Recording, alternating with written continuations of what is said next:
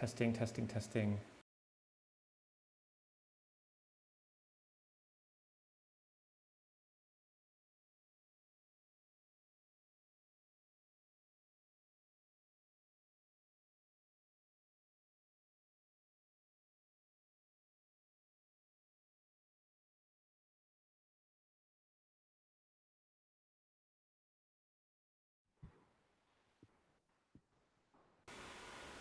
All right, I think we're live. Sorry, everybody, that took a few minutes. This is what we get for trying to be clever, be too clever for our own good and do new stuff at the last minute. Thank you for your patience. Could someone give me the thumbs up somewhere and let me know that the stream is live and they can hear us?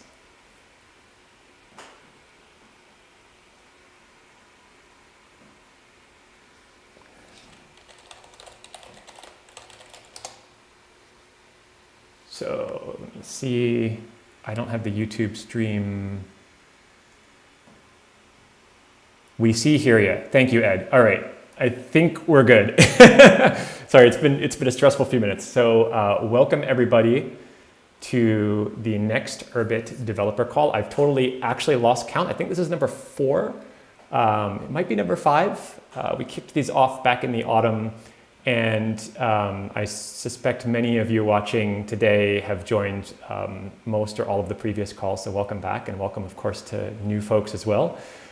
Very, very briefly, by way of background and introduction, I'm Lane, aka Naplet Hildek, and along with help from Josh and Urbit.org and a bunch of other amazing people, we kicked off this initiative a few months ago. The idea is to talk about all of the amazing, of course, technical aspects of the Urbit project and the incredible things that both Tlon folks as well as community folks are building and doing.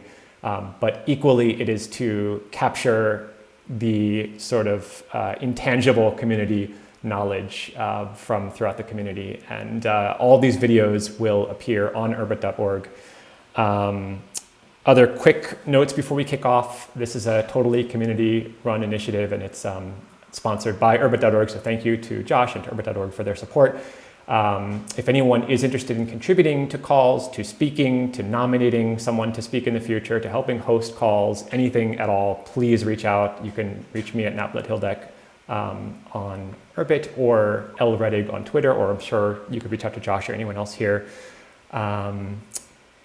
I guess Josh, you can introduce Philip and Poprox, and I guess we have another guest joining us today, Mike. Mike, I'm sorry I forgot you're at P, but Mike is another community member who is going to help host these calls going forward. Do you guys want to, turn your videos on and say hi? Yeah, I can go ahead and pop in real quick here. So thanks everyone for being here. I'll just introduce Phil and Poprox here. This is a new idea that happened that came up as, well, at least a new format for it, which is to discuss the ideas underpinning Urbit's technical stack in kind of an open dialogue format, which is, what we're really trying to do is look at what were the decisions made, but more importantly, what were the decisions not made in designing a part of Urbit.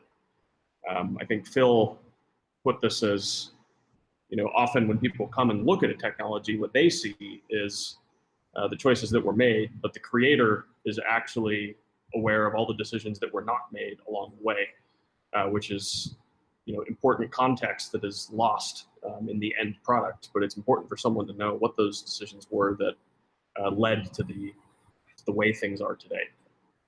So we're going to be doing kind of an interview. Poprox is very familiar with the system, having written a lot of its documentation. Phil is very familiar with the system, having written a lot of it. We're going to get this started. Also joining us is Mike Osborne. He goes by Tuller Ravnut. He's joined as a developer evangelist to help grow the Urbit community. And he's kind of learning how these developer calls work today, so he can help out with these in the future. All right, I'll let that be my intro. Actually, Mike, if you want to say something real quick, you're welcome to do that. Oh, just yeah, thanks for having me. I'm looking forward to meeting other people in the community and getting Urbit where it needs to get to. All right. Well, let's get it going. I'll drop off, and we'll turn it over to Phil and John. Thank you, guys. Yeah, aren't we all excited to get Urbit to where it needs to be, taking a step forward in that direction today.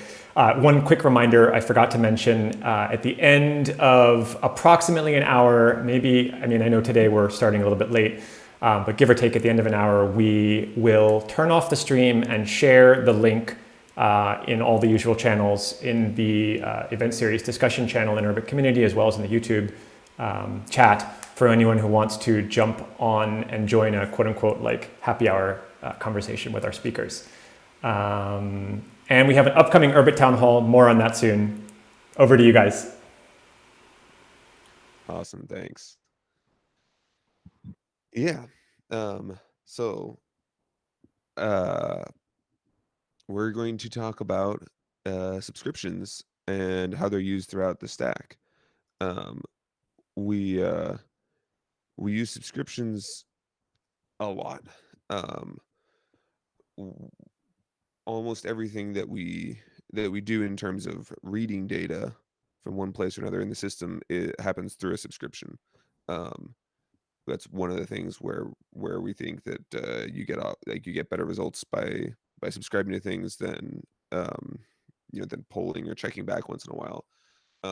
Lots of things in in the internet normally don't get automatically updated, and so we just assumed that you would want to keep everything up to date, and so we use subscriptions everywhere.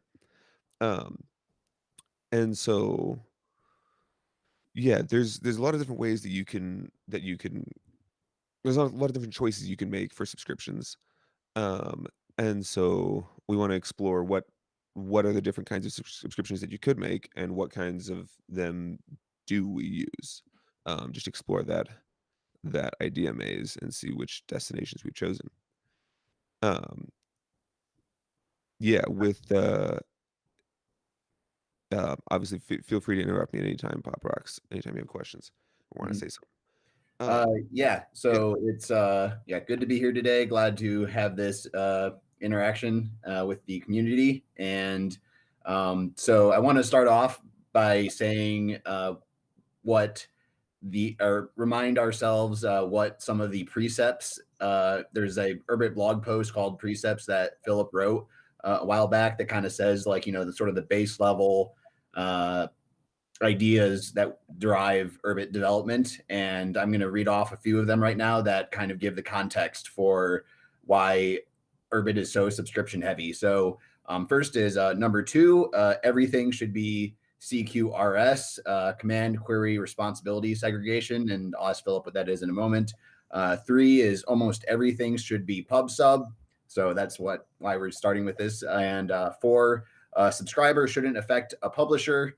And then the 7th one is, also a bit related, which is a client's representation of data should be as close as possible to that of the server. This blurs the distinction between client and server, and it allows offline mode, reduces communication to syncing, and decentralizes. So, so I guess to start off, for those of us who don't know what CQRS is, could you say a bit about what that is, Phil? Yeah, so CQRS is a pattern that says basically you have separate separate namespaces, separate ontologies, separate languages for sending a command versus requesting data. And so in particular, when you send a command, the response you get should say succeeded or it failed, and nothing else. It shouldn't have data. And when you read data, that should have no semantic effect on the publisher. And so this is in contrast to the normal request response. You send a post request or HTTP or something, and then you get data back, and that data is like important. And so our policy is well, in most places, certainly within user space applications, we always do CQRS. We always say you can send a poke to an app, and that can change stuff, or you can read stuff from an app, but there's no in between.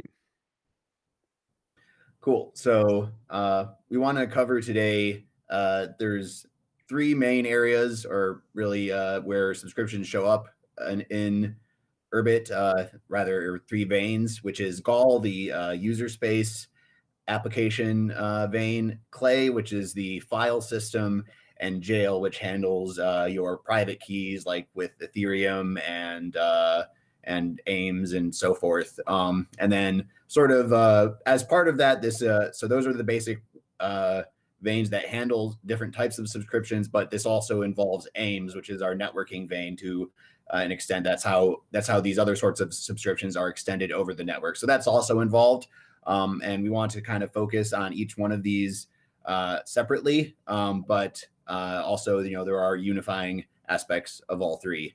But so let's start off with maybe some generalities, and maybe talk a bit about why Urbit has such a subscription heavy model, and what were the alternatives to that.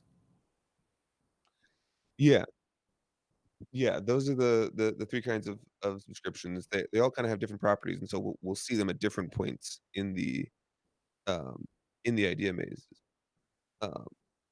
Yeah, in terms of why subscriptions, that's we're kind of already in the maze, right? There's a few different options when you want to get data from one side to another. The first option is request response, where you say, okay, I need this data, so I'm going to ask them for it, and then later, if you want that data again, you can ask them for it again. If you want to sort of stay up to date specifically, then this becomes a system of polling. This is actually really common because it's probably the easiest to implement, while still being it's easiest to implement in a relatively robust way.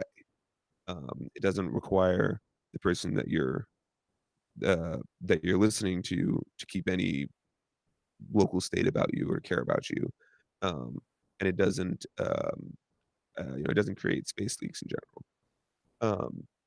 But the disadvantage is, well, there's a couple of disadvantages. One is that it's relatively resource intensive, because you probably have to use network often, like per time, instead of only when stuff changes. So especially for low volume subscriptions, it's needlessly resource intensive. It's also relatively slow to update. If you're querying once every 5 minutes, then you're not going to get updates any faster than once every 5 minutes.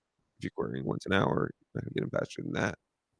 And it's also makes for there's a sense in which it's sort of just not the correct like topology for the data.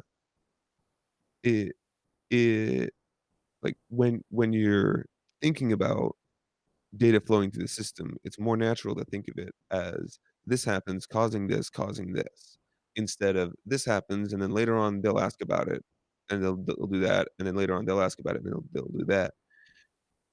That kind of system can work, but it is less natural to think about.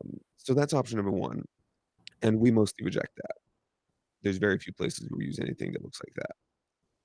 Option number two is you can just have the publisher push stuff to the subscriber, without there being any kind of like formal subscription. And so the main issue with this is that the publisher has to know who needs to listen, instead of the subscriber knowing I need to know about this data. And so this works for a limited set of subscriptions, if you want to call it that, of data, because but not for anything where but basically, usually that puts information sort of in the wrong place. It makes the publishers responsible for stuff that it's better for the subscriber to be responsible for. So then the third option is subscriptions, pub sub in general, which is where you have a publisher and a subscriber, and a the subscriber subscribes to some path, and the publisher just doesn't know anything specific about the subscriber. It just knows these are the paths that I offer, and whenever there's an update, I send a response to that path, and the system fans that out to everyone who subscribed to that. And so, yeah, that has a few disadvantages, as I mentioned with the other ones as advantages, but for most things, it's a superior system. All right, cool. So so there's a few basic properties about subscriptions that we can discuss. So there's, as far as I understand, just really two types of subscriptions. There's exactly once updates, and there's syncing data. And then there's other sorts out there that we don't use, like push notifications, which, if I understand, they can fail basically. So can we say a bit about why Urbit only does exactly once updates and syncing data? Yeah. Right. So at this point in the idea maze, we have basically three doors. One is we can say that it's okay for subscriptions to sort of lose data, right? Where you say where it's just kind of the best effort. Something happened. Oh, we'll try and tell people about that. But if they don't hear it, it's fine. We're not going to guarantee anything. We're not going to make sure that they have some coherent view of anything. They shouldn't be depending on that. It's just, ideally ideally they hear about it. Which, yeah, push notifications in most systems are basically this. We try to tell them something happened, but if it doesn't, that's not going to cause any real problems further down the system.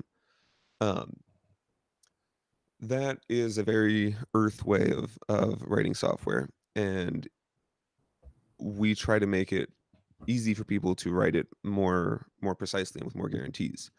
And so if we limit ourselves to say, okay, we want to have some set of guarantees that we can depend on, then there's basically two kinds of subscriptions that you might want.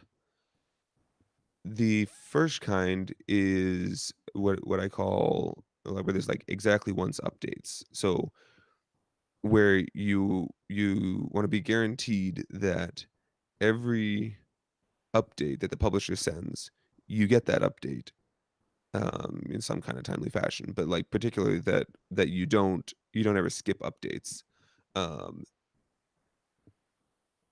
Yeah. Or at the very least, if you do skip an update, you know how to go back and get it. It it doesn't get lost, and it happens exactly as the publisher uh, as the publisher sent it, right? These I normally think of as being sort of streams of commands. Um, the other option is to interpret a subscription more like you're syncing data, um, where you get updates, but there's a canonical way to collapse updates into one larger update. Um, and you may not be guaranteed that you get each update specifically, but you are guaranteed that you get sort of the accumulation of those updates. So if this we normally think of as though there's a piece of data that you're trying to mirror on the other side, and you get individual small updates usually. You get them as diffs basically. But if you're unresponsive for a while and you get several updates at once, it's okay to get those combined into one larger diff, and that all gets applied at once. And so this is a weaker guarantee than the other kind, than the exactly once updates, um, because you don't know exactly what kinds of nouns you're going to get back, what kinds of responses that you're going to receive or that the subscriber is going to receive based on what the publisher sends. But you can take advantage of those weaker guarantees to be more flexible in how you send data, to give you more choice as a subscriber and how you want to receive that data. Sometimes a subscriber doesn't care about the diffs specifically. They actually just want to see the whole data updated each time. And when that happens, if you're given exactly once updates, then you have to manually apply them to the data structure and use that to get your new update and then save it.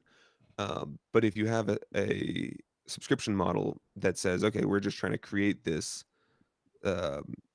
this piece of data, then you could ask the system, hey, I know you're going to get these as diffs or you're going to get them as whatever, but I just want you to go ahead and apply those and hand me the result, and I'll just use that. This is very natural for things like FRP. Depending how far through the system you can make something like that extend. There's a lot of advantages to having that slightly weaker guarantee, but you still get to maintain that you're not like sort of actually losing data. Yeah, and this sort of decision that we only have exactly once updates and syncing data seems to be closely related to the precept that a client's representation of the data should be as close as possible to that of the server, which seems like this is one of the things that guarantees that your server is really giving, or your Urbit is really giving you all the information that it should have. And these like potentially dropped updates or lazy updates are ways for things to get out of sync and would seem to violate that precept. Yeah, for sure. There, it's a good principle to say that yeah, the way that the data looks like on the server, if you can make the data look the same on the client, or in our case, publisher versus subscriber, then you get all kinds of advantages. Number one, as a programmer, it makes things easier to think about because you just don't have to worry about the difference, right? If the system can guarantee that they're going to look the same, then it's a simpler model. Another thing is that you get if the data looks the same on both, then that introduces a sort of parity between the publisher and subscriber. It makes them it makes it easier to write applications in a distributed way, because it's mostly the same code. Basically, there's the subscriber has all the data that the publisher has, and so number one, you don't have to query the publisher anytime you need data from them. You can just look at yourself, right? You get a sort of offline, local first way of developing things. And then number two, if you want to do things like subscribe from one person, subscribe from another person, other people subscribe to your stuff, then having everyone use the same data model makes that almost trivial. Cool. So maybe we can now get into some of the detailed implementations of how these types of ideas show up in Gall, Clay, and Jail. I don't know which one you think we should start with, but I think that would be a good thing to lead into now. Sure. Yeah. I was hoping to write up some code examples, but did not get a chance to. But I can talk through them at least briefly. So Gall subscriptions are the ones that people normally think about when they think about subscriptions in Urbit, because they're the most commonly used and they're the ones that user space uses pretty much all the time. And so these have a particular life cycle where you send a watch event. Say I want to subscribe to this path. So it's a watch event that has a path and that has a destination app and path. And so that goes to that app and says they want to subscribe to this path.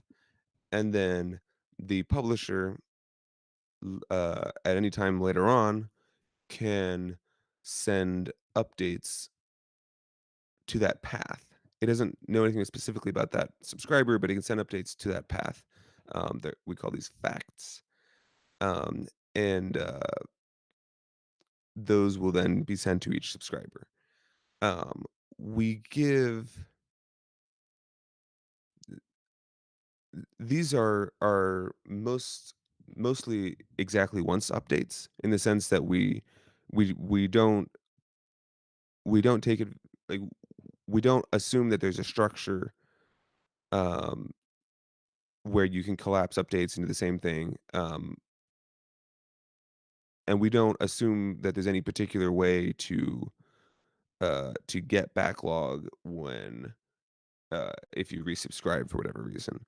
Um, but at the same time, these also don't last forever, and a subscription can be killed for many reasons. It can be killed from either side, or it can be killed in the middle if, for some reason, we can't maintain the guarantee that you're going to get every update, which can happen for a couple reasons. It can happen because of memory pressure, and it can happen if the subscriber, when it receives the responses, crashes, and then when we send it a crash notification, if it crashes while doing that, um, once at the end of the error handling process there, if there's no way that we can communicate to the app, you got this message some way, somehow, then we kill the subscription as our last resort to say, okay,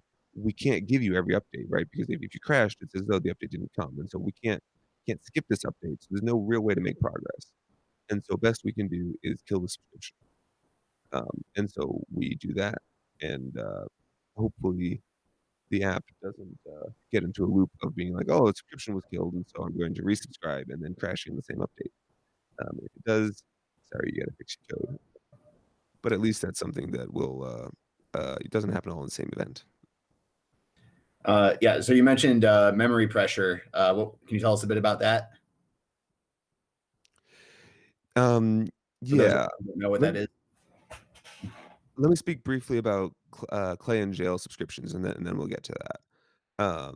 So Clay subscriptions are file system subscriptions, and so you're subscribing to a piece of data. You want to hear, okay, what's the next what's called the next version of this file, or the Yes, next but version Clay of is this. revision controlled for those that don't know. Yes, yes. So yeah, our file system is typed and revision controlled, um, and so it acts a lot like Git. And you can subscribe to other people's file systems. They're public parts of it, at least. Um, and yeah, you can. One of the main differences between us and Git is, with Git you have to run git pull. Um, with Clay, we support natively being able to subscribe. So you can say, just keep me up to date with this whole desk, this whole directory or something. Um, and so there's subscriptions obviously involved in that specifically. The keep me up to date with this. Um, those are built on top of our lower level subscriptions, which are just you can always ask Clay on your local ship or on someone else's ship, please update.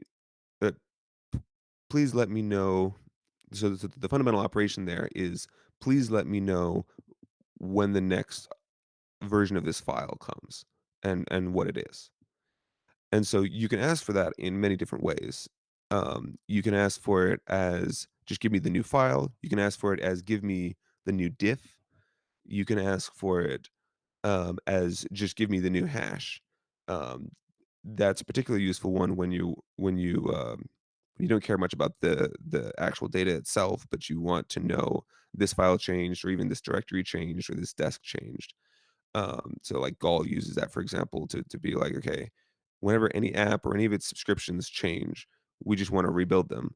Um, and that's written as though we rebuild everything. But of course, most of it's cached. The only part that was invalidated is the stuff that was actually changed and the stuff that depends on that. Um, and so you can probably guess from the way I described this that Clay uses the option of viewing subscriptions as synced data, um, where we're really just trying to mirror what's on the other person's ship.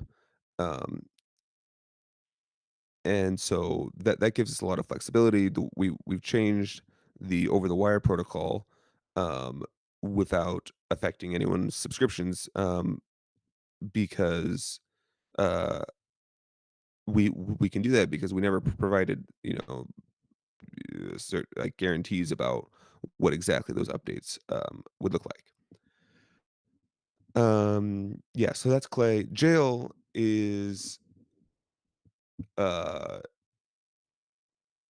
it it does provide subscriptions. It's pretty small.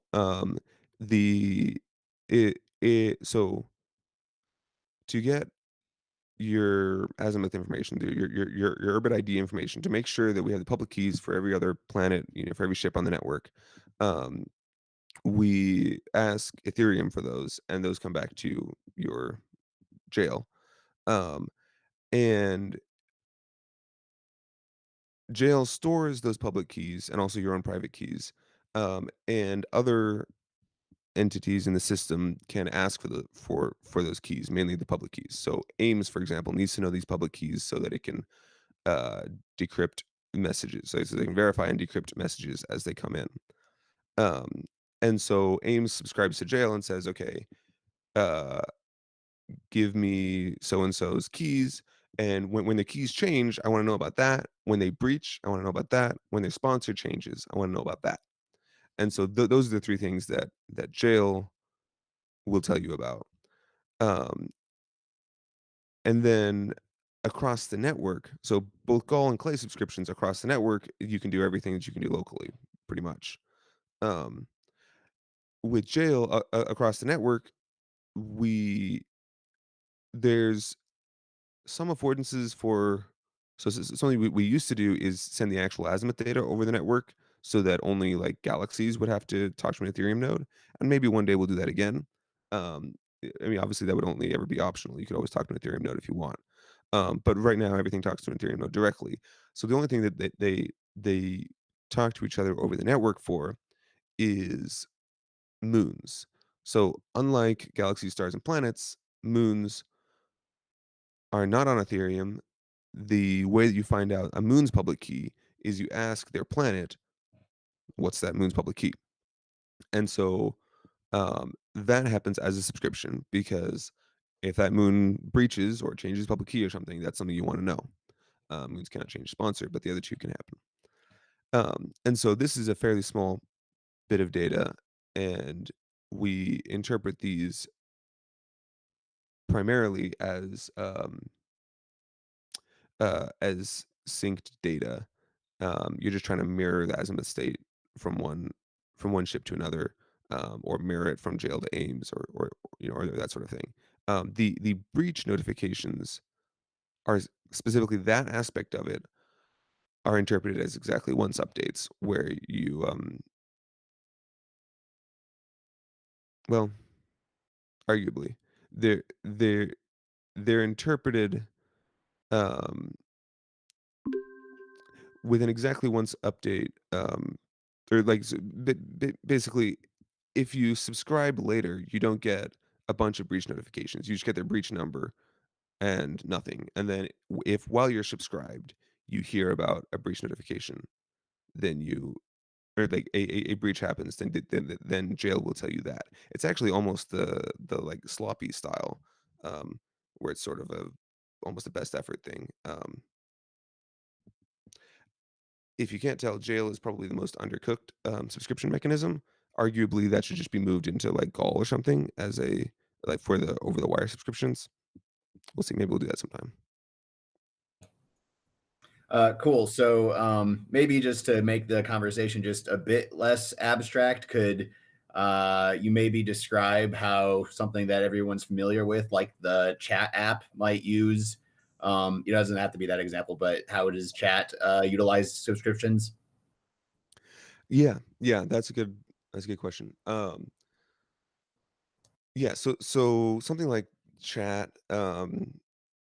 it stores all its data in something called Graph Store, and um, the data there primarily is just the messages in each channel, right? And so when you join a channel, that turns into um, one subscription to the host of that channel. And whenever someone sends a message, you need to get that message and display it to your screen, right? Your ship needs to do that. And so that happens in Gall. And yeah, you join that subscription. If the subscription is killed for whatever reason, then we just automatically resubscribe, which is usually what you want to do when subscription's killed. Only if you manually leave uh, does it actually leave. And then when you send when you send messages, this is that CQRS thing, right? It's you just send a message directly to them as a command. Um, an alternate possible way to do this would be you could have it where the host of the chat subscribes to everyone for their messages, right? There's a sort of duality between subscriptions and just sending a bunch of pokes, sending a bunch of push, commands. Um, we do not do that because basically we think it's less natural. Um, but there's an argument for that. Cool. So maybe now we can talk a bit about memory pressure then. Sure, yeah. Yeah, so one thing that's important when you're talking about subscriptions um, is what to do if the publisher wants to send updates, but the subscriber is not receiving them or not receiving them fast enough, not processing them fast enough. Um, so you don't have to worry about this, of course, if you're not doing subscriptions. If you're polling, then the subscriber will get it as fast as they can process it. Um, but if you're doing subscriptions, then you do have to worry about it. If you're doing sloppy subscriptions that don't guarantee that you're going to get every message or that you're going to get a coherent view of the data, then if the subscriber stops listening, you can just throw away new messages, and that works fine. Um, if if you if it's important that they get every message, and the publisher might be sending messages faster than the subscriber can process them, or maybe the subscriber is offline, or maybe the subscriber is offline forever, right? It's a comment, they deleted the comment, it's never going to come back, it's never going to breach, there's never going to be any way that we can prove that it's gone forever, but it is never in fact going to come back. Then you need to make sure that whatever subscriptions they had don't fill up with giant queues of data, um, forever and ever. And so um, if you want to maintain all your guarantees, this is not necessarily a trivial problem. There's three basic solutions to this, and our three kinds of subscriptions handle this differently. Um, the first option is you can just have small data. This is what we do with jail, where I mean, how often like moon key information is small and very rarely updated, and so how long is it going to be before the amount of of data in those subscriptions gets to 1 megabyte, I mean, that's probably 1,000 at least key updates for moons. It'll happen eventually, and at some point we'll probably want to be able to reclaim that memory, but right now it's just small enough that we don't care about it. Also, if we use jail for more sorts of data, then we'll have to address that, and that's one of the reasons it might not be a bad idea to move that into either gall or clay. Move the over the wire part of it, because then we don't have to reinvent a solution for this memory pressure. So that's option number one. Option number two is you can have a buffer, basically, of messages you need to send. This is a common strategy in Earth software, and we also use it in some places, where you say basically, I will queue up to 10 messages to each subscriber, and if I've sent 10 messages and they haven't that they haven't received yet, then I will just kill the subscription in some way. Or well, okay, there's a few things you can do once the buffer fills up that triggers a crisis. It triggers an event where it's like, okay, we have in conflict the idea that we need to get this person every piece of data on the one hand, but on the other hand, they're not accepting this data, and we can't just use all our memory on this. And so there's there's three things you can do when your buffer is full. Option number one is um, you can drop the oldest message, which is suitable for systems where the old messages actually don't matter. If you're trying to like keep up to date with, I don't know, Bitcoin price or something, then maybe the old messages don't matter. You just want the most recent ones.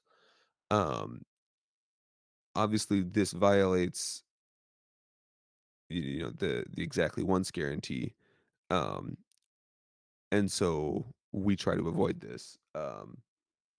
You can only use it, yeah, if your subscriptions are basically best effort.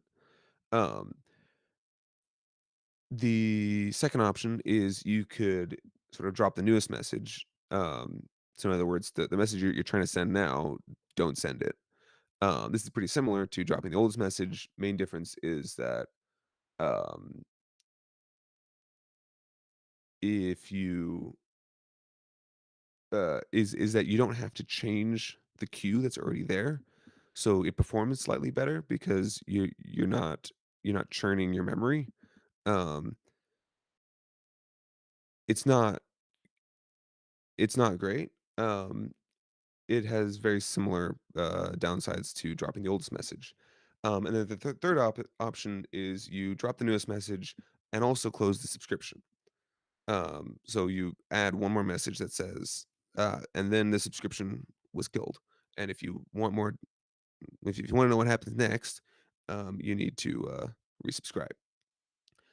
And so this lets you maintain a sort of exactly once updates, or at least an approximation to it, because you can say the guarantee that you have is that you're never going to skip a message in the middle, but a subscription might close, and if it does close, then you need to resubscribe, and that resubscription might give you several old updates. There might be a backlog that you need to process, which you probably already had that code anyways because you needed to process backlogs in the beginning. And so this is what we do for Gall subscriptions. Um, and so if we think through this life cycle a little bit, if you're in a chat channel, people are sending messages fairly often. You turn your ship off for the night or for a week or something. Um, then what'll happen is it'll queue up 5 messages, and then after those 5 messages, it will just be told, okay, you're out, like you've been unsubscribed because you've been unresponsive for too long, and so if you want to get the backlog, you come back. like you need to resubscribe.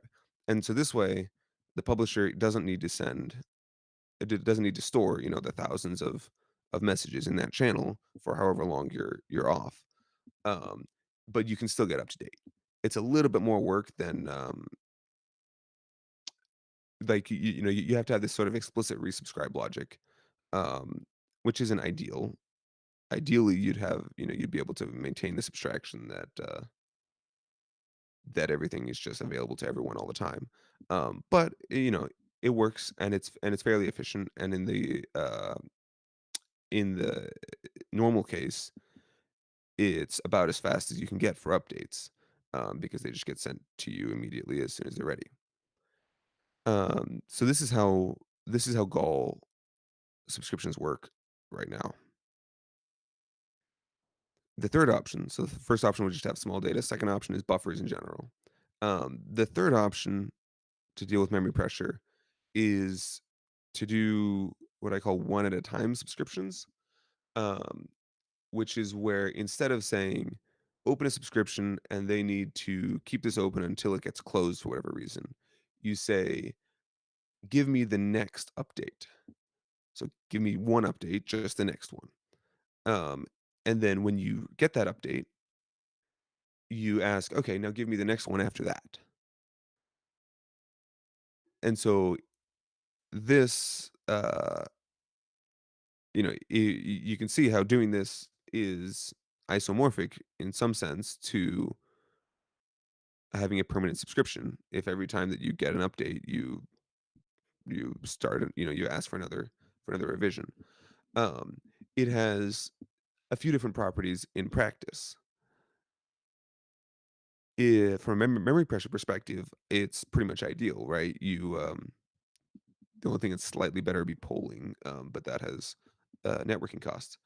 Um, and so from a memory pressure perspective, if the publisher wants to send 20 messages, but the subscriber isn't processing anything, the publisher actually doesn't need to queue anything up to the subscriber, because from the publisher's perspective, the subscriber only wants the next one. And so they're like, okay, I'll send that next one when he's available. And then maybe he'll request another one, or maybe he won't. So you don't have to have some heuristic in buffer size and how often, how fast they're processing messages to decide, am I connected? Do I have to worry about this special case that is a little harder to test for? Instead, everything always goes through the normal path, which is ask for the next revision. When that revision comes back, ask for the next update. This is rarely used in Earth software, although it is in some places, in part because it's hard to guarantee normally that that sort of subscription stays around, because if you crash while handling the previous subscription, I mean, what happens, right? And in Earth software, you don't have enough guarantees to be able to be sure that this is going to stick around, and so these subscriptions are just going to fall apart all the time. In Urbit, our error handling is robust enough that we can guarantee in essentially every case that you'll get some kind of a notification that there was a crash. Um, like it is possible to write pathological code that then crashes on each of these notifications, but as long as you're not doing that, then you'll always get some kind of notification that this happened, and so you can then ask for the next one.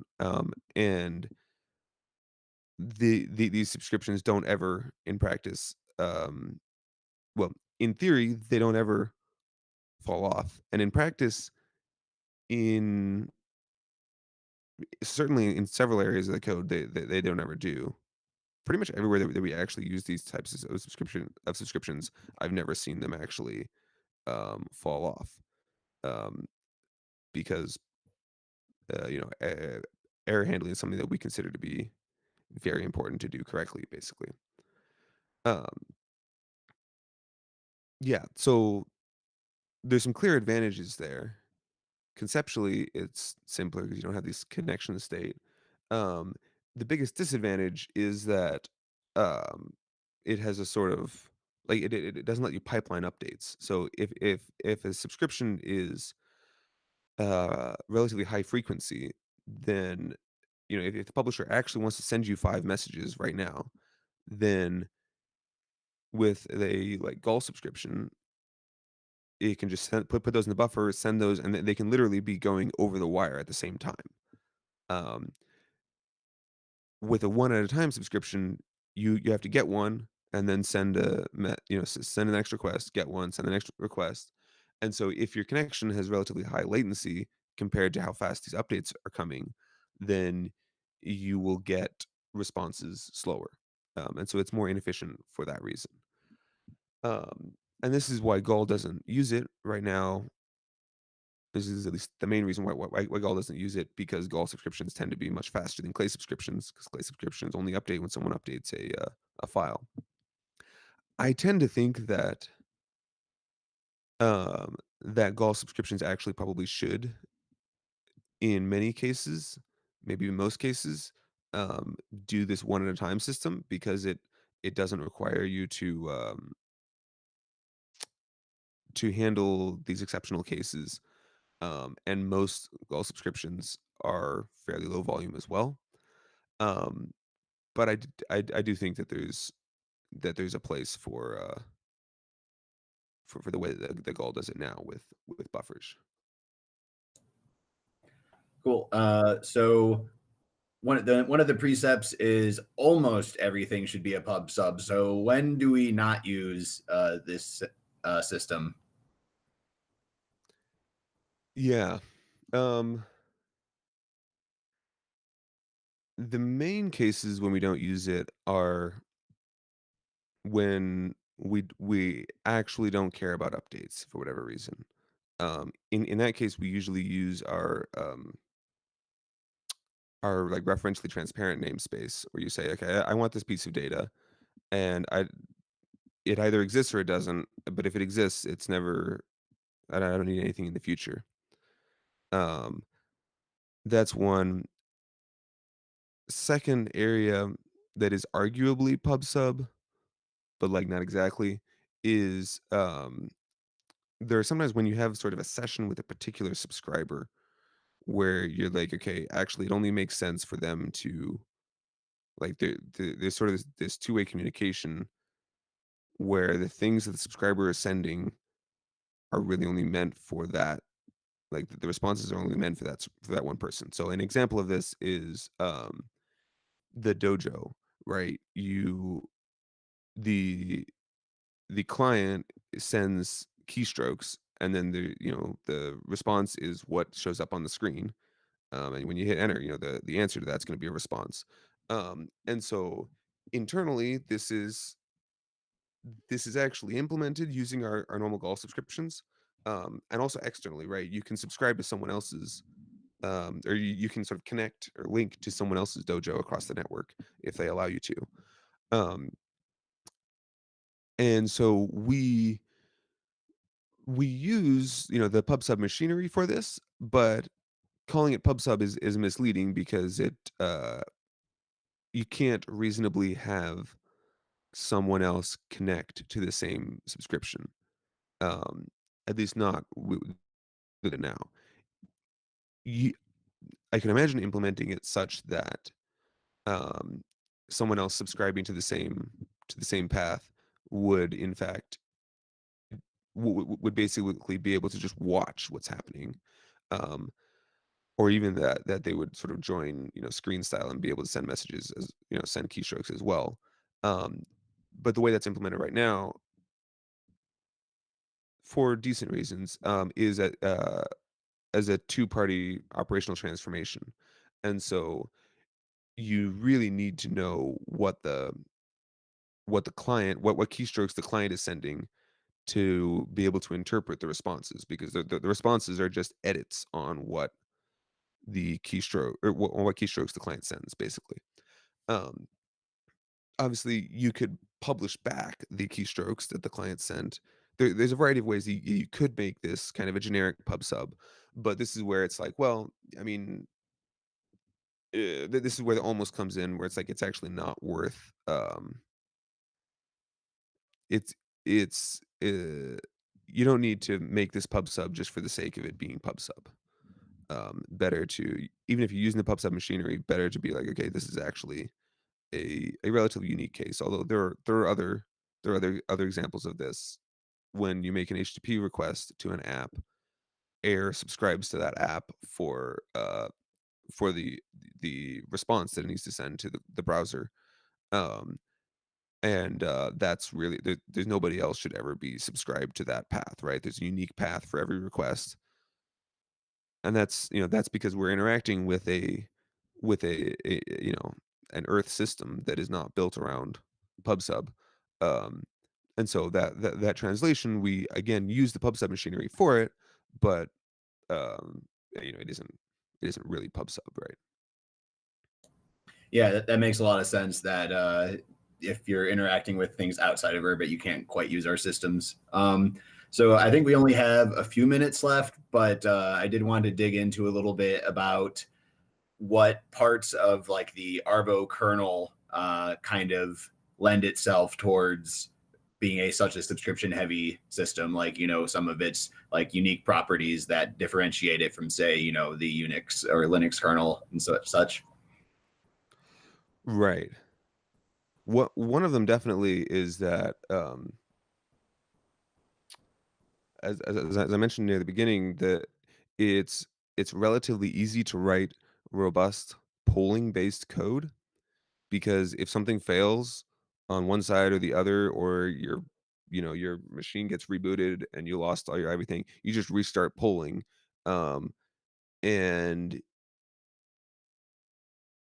there's not a lot of ways that can go seriously wrong. It's sort of expensive, but there's not a lot of ways that can go really wrong, and there's not like memory pressure stuff.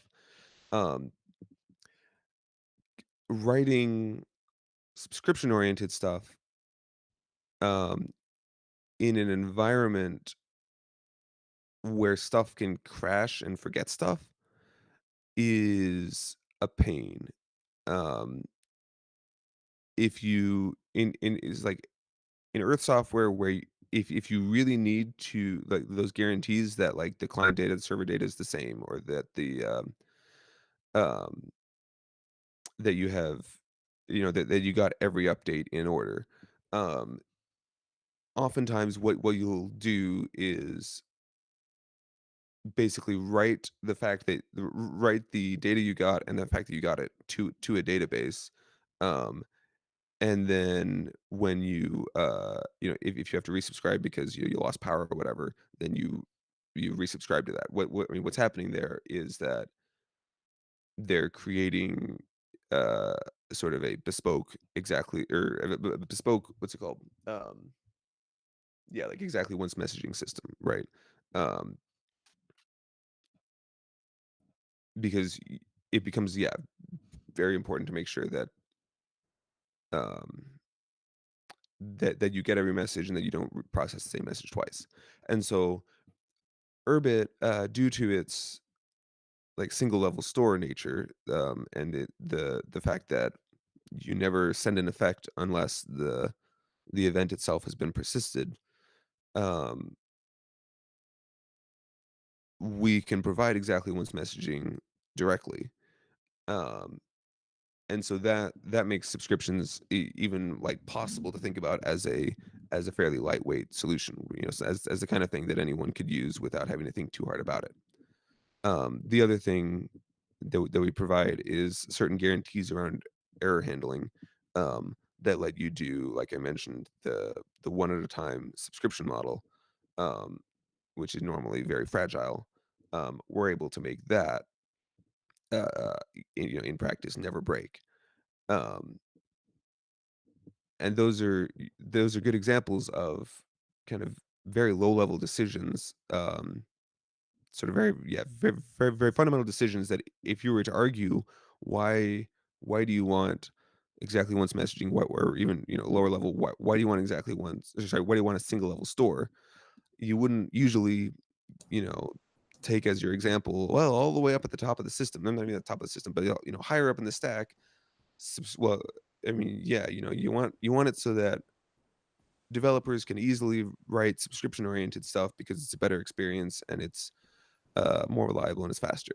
Um, Can you say real quick what a single level store is for those that don't know? Right. So a single level store, as we use it, is where there's no distinction between temporary memory that's in like RAM, and what's stored on your disk.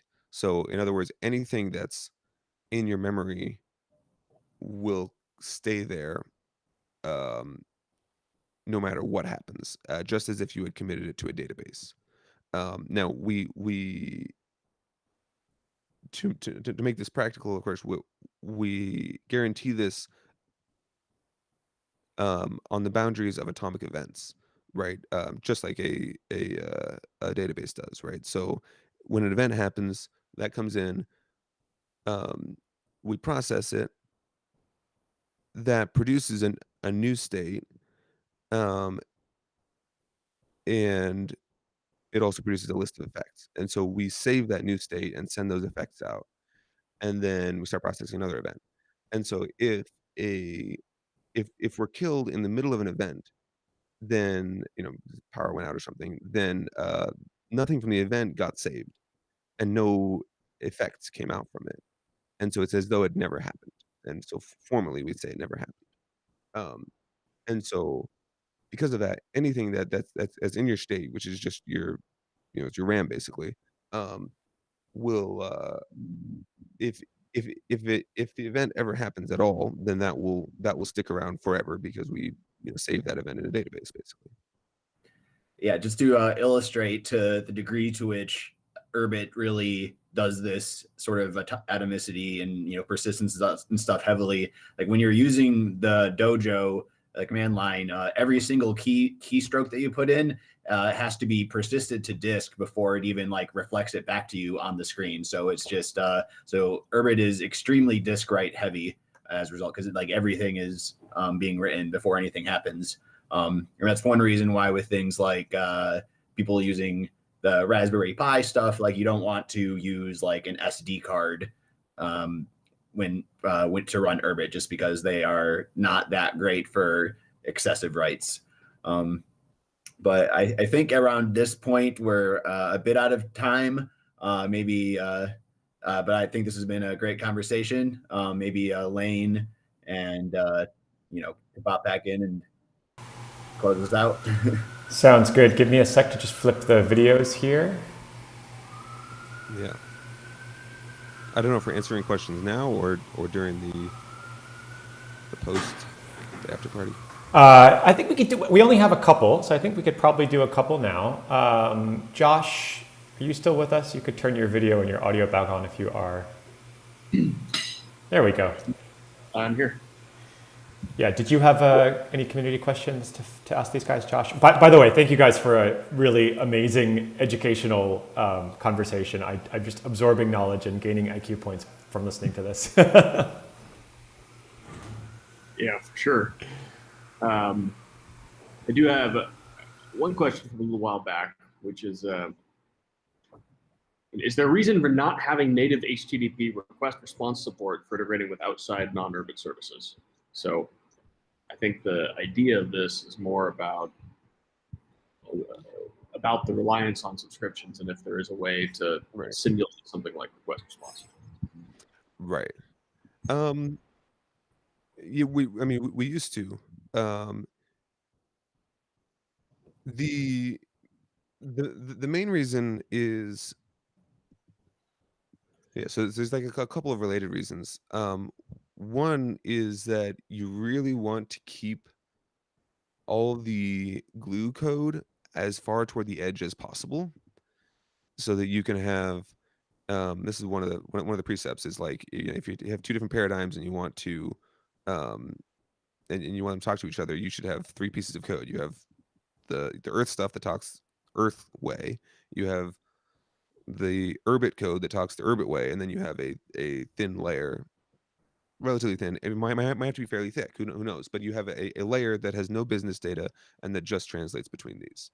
And so this lets you, on the Urbit side, be able to say, okay, I'm going to think just in terms of pokes and subscriptions, just commands and subscriptions. That's all I have to think about, and I'll separately if I have to think about how that gets translated. And so that is good engineering in general.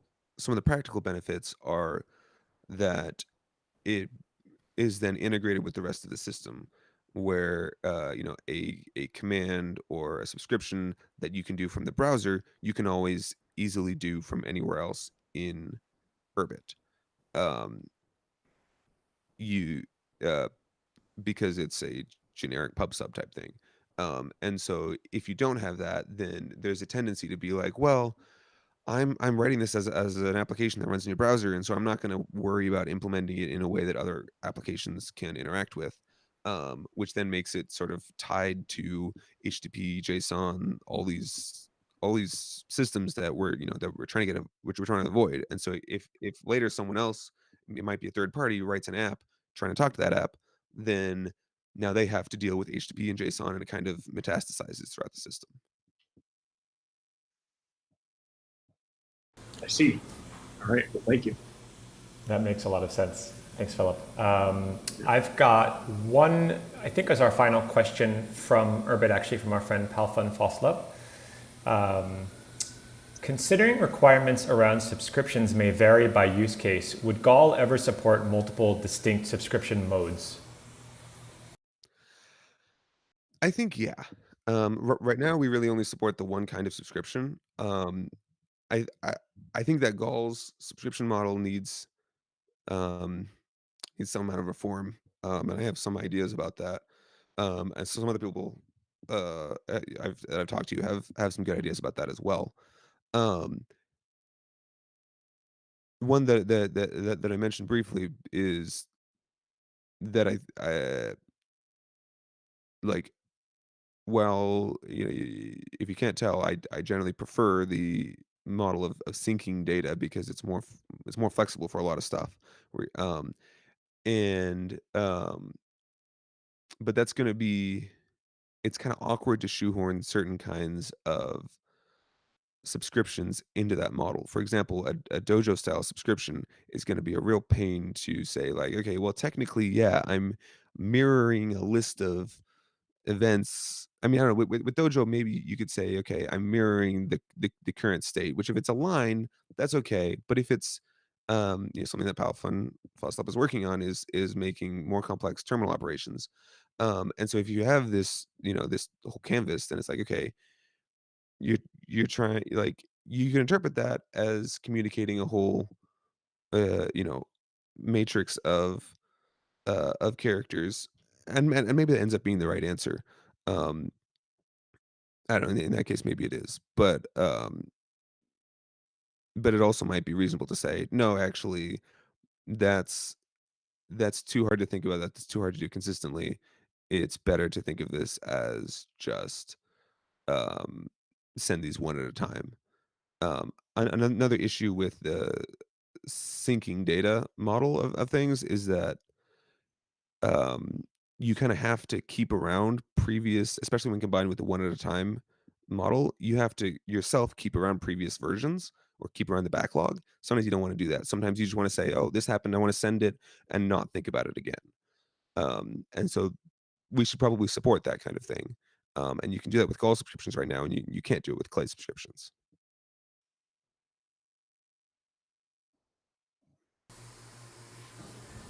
All right, thank you guys. I think that's it for community questions. And I think we are at about an hour, so I think we can switch over to our happy hour mode, unless anyone else has anything else they want to get in first. Sounds good. Thank you guys, both of you, for another wonderful Urbit developer call. Tune back in about 2 weeks. We should be back in 2 weeks, and keep your eyes and ears peeled for more information on our town hall, which is going to be really exciting. And yeah, I'm going to flip the stream over, and then we will drop the link to join this webinar on both the YouTube stream as well as on Urbit. So we'll see you there. Have a great week, everybody. Great. Thank you.